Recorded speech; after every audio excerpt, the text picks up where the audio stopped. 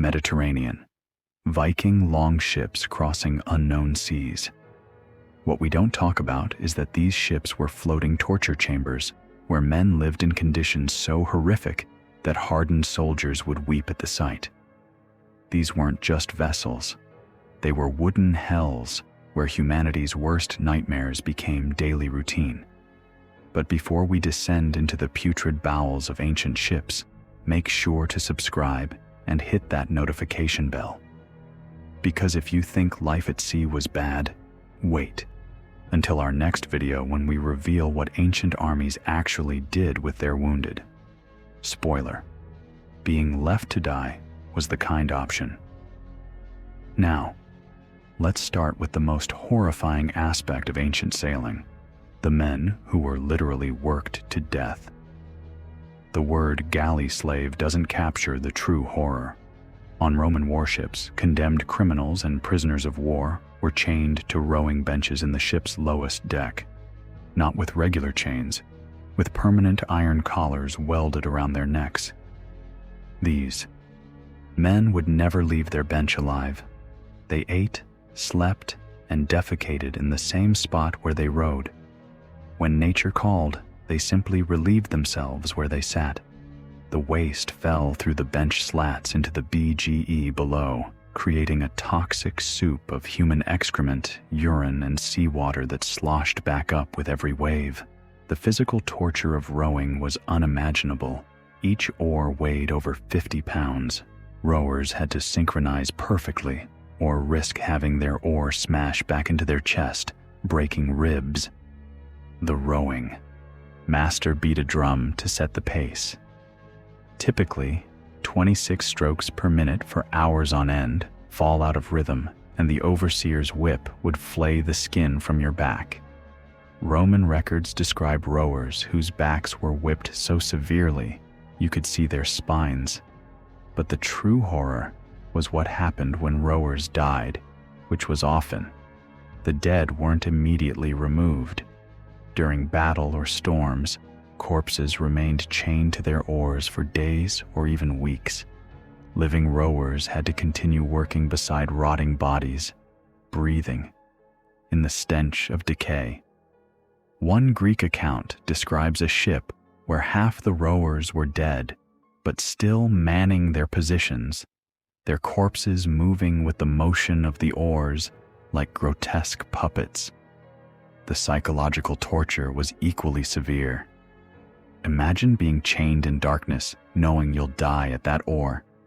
Some rowers went mad, screaming endlessly until their voices gave out. Others tried to kill themselves by refusing food, but overseers would force feed them through wooden funnels. The lucky ones died quickly from exhaustion. The unlucky ones could survive for years in this living hell. Even free sailors lived in nightmare conditions. A typical Roman warship carried 300 men in a space smaller than a modern tennis court. There were no bunks, no privacy, no shelter from the elements.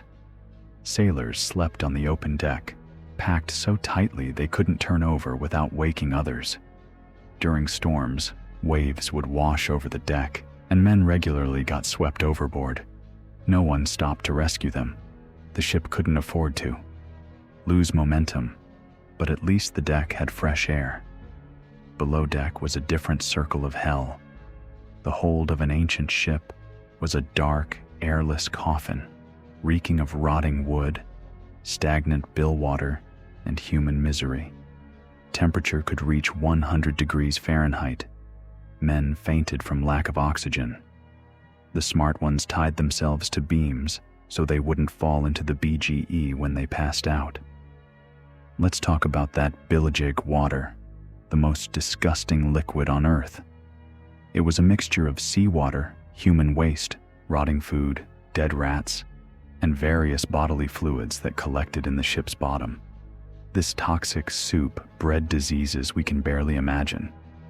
Sailors who accidentally swallowed bilgig water while working would vomit for days and often died from the infections.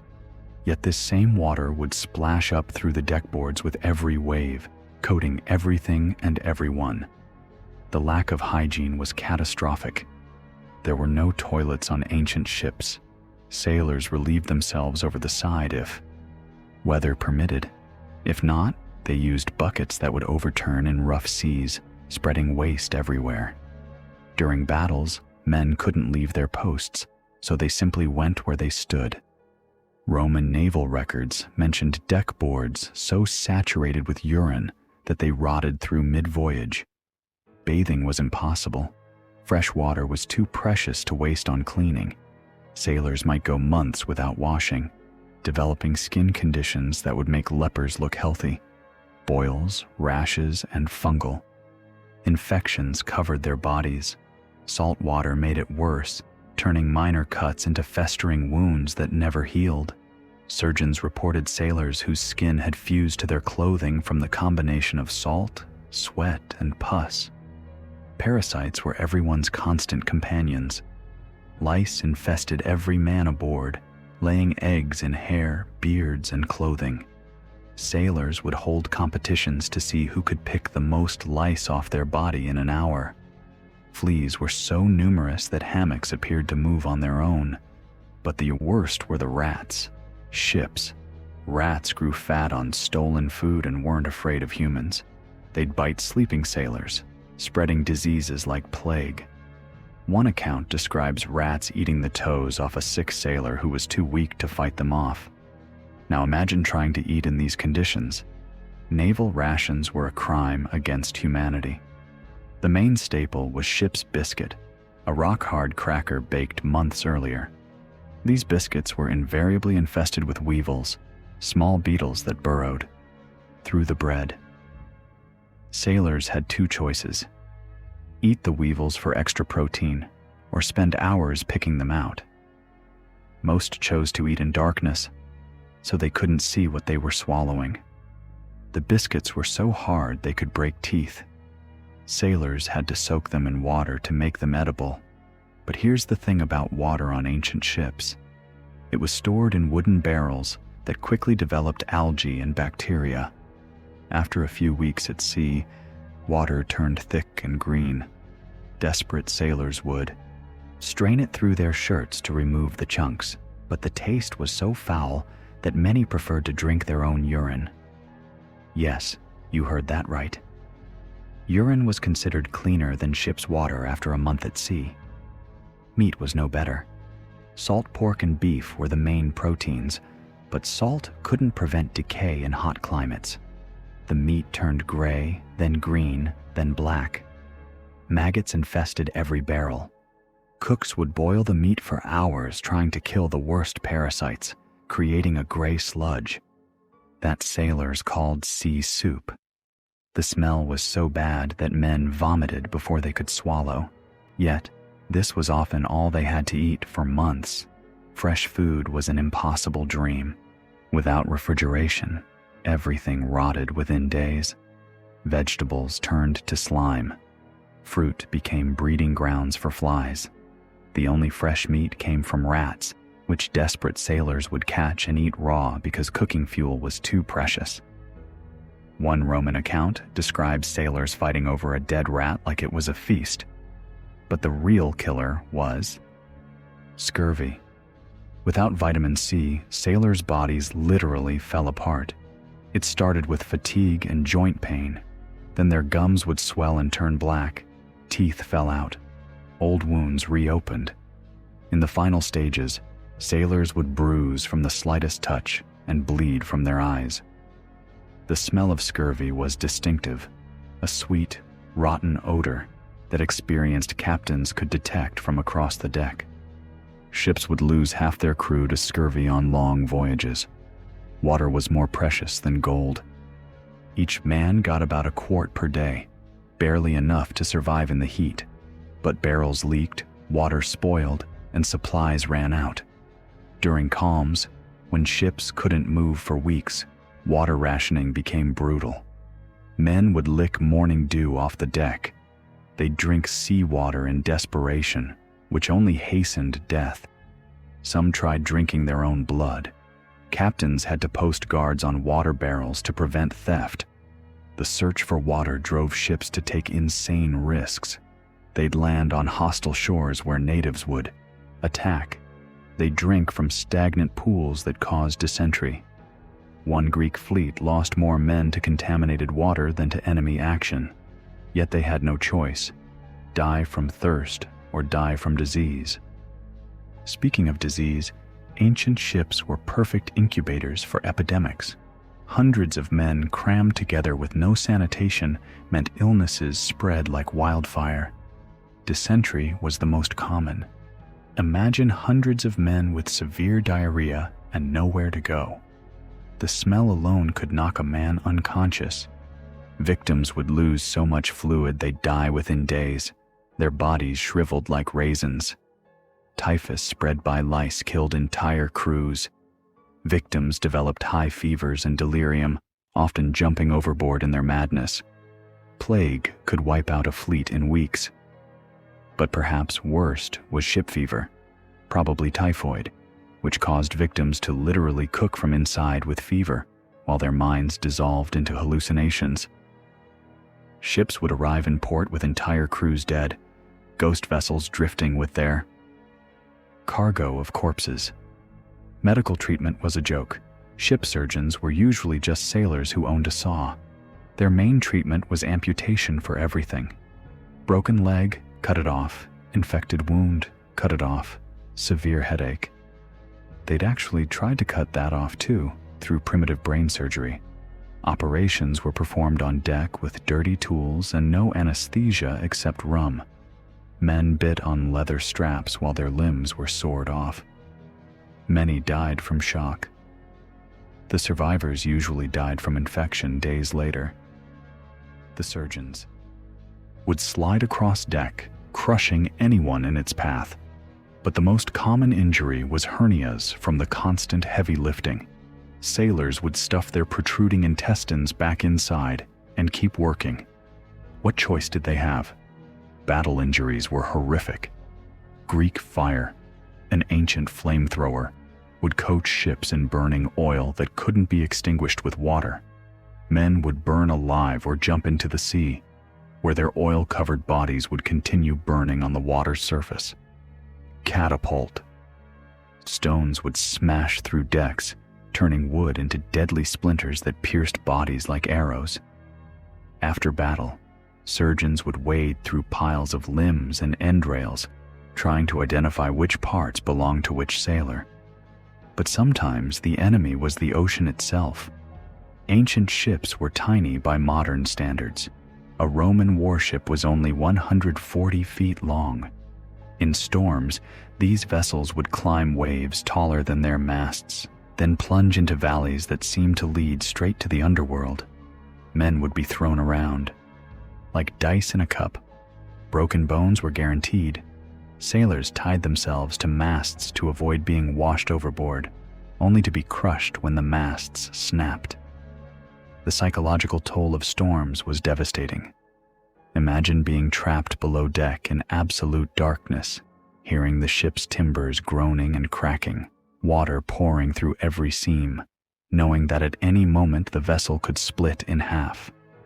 Men would go mad with terror. Some would try to swim to shore, even when land was days away. Others would simply give up, lying in the BGE water, waiting to drown. Navigation was guesswork at best. Without compasses or accurate maps, ships frequently got lost. A voyage that should take weeks could stretch into months. Food would run out, water would disappear, and then the unthinkable would happen. Accounts from multiple ancient sources describe crews resorting to cannibalism. It usually started with the already dead, but as starvation progressed, the weak would mysteriously die in their sleep. Lots were drawn to. See who would be eaten next. These weren't isolated incidents. Cannibalism at sea was common enough that maritime law addressed how to handle survivors who admitted to it. Even successful voyages ended in horror. After months at sea, sailors would arrive in port more dead than alive. Their bodies were skeletal from malnutrition. Scurvy had taken their teeth and hair, Parasites had left them covered in sores. Many couldn't walk after months of sitting. Port authorities often wouldn't let these walking plague carriers enter cities. Ships would anchor offshore while crews died waiting for permission to land. For galley slaves, arrival meant nothing. They remained chained to their oars until death. Some served for decades, their bodies permanently bent into the shape of rowing. When they finally died, their bodies were dumped overboard without ceremony. No record of their names, no marker for their graves. They simply disappeared into the sea that had tortured them for so long. Their officers lived better, but still faced unique horrors. Captains who lost ships, even to storms, faced execution. Navigation errors meant death. Mutiny was common because desperate crews had nothing to lose. Officers slept with weapons, barricading themselves in their quarters. They had to eat the crew's food publicly to prove it wasn't poisoned. Paranoia was a survival skill. Yet men kept going to sea. Why? For the poor, it was often slavery or starvation. Not much of a choice. Criminals were sentenced to the galleys as a death penalty that took years to complete. But even voluntary sailors faced limited options on land. At least at sea, there was a chance of prize money from captured vessels. A slim chance of wealth was better than certain poverty on shore. The legacy of these floating hells shaped naval tradition for centuries. The brutal discipline, the rigid hierarchy, the acceptance of horrific conditions as normal, all stemmed from ancient vessels where suffering was the only constant. Modern naval traditions like burial at sea, ship's bells, and even certain superstitions originated in these chambers of horror. Archaeological evidence confirms these accounts aren't exaggerations. Excavated ancient ships show human waste compressed into the wood itself. Skeletons of rowers have been found still chained to their benches. Analysis of sailor remains shows massive malnutrition, repeated broken bones that healed incorrectly, and diseases that must have made life agony. So next time you see a majestic ancient ship in a movie, Greeks cutting through blue, waters or Roman galleys with their banks of oars, remember the reality. Those OEs were powered by dying men chained in their own waste. Those decks were slippery with blood and vomit. Those holds were full of screaming, diseased, starving humans who prayed for death. Ancient ships weren't vehicles of adventure and glory. They were floating torture chambers where the journey itself was the punishment. Think ancient ships were bad. Our next video exposes what really happened to wounded soldiers on ancient battlefields. Hint: the crows and wild dogs were considered the merciful option. Subscribe now and hit that notification bell, because ancient warfare gets even more horrific than floating torture chambers. Share this with someone who complains about their commute. And comment below what aspect of ancient sailing horrified you most. Until next time, remember, the age of sail was really the age of suffering.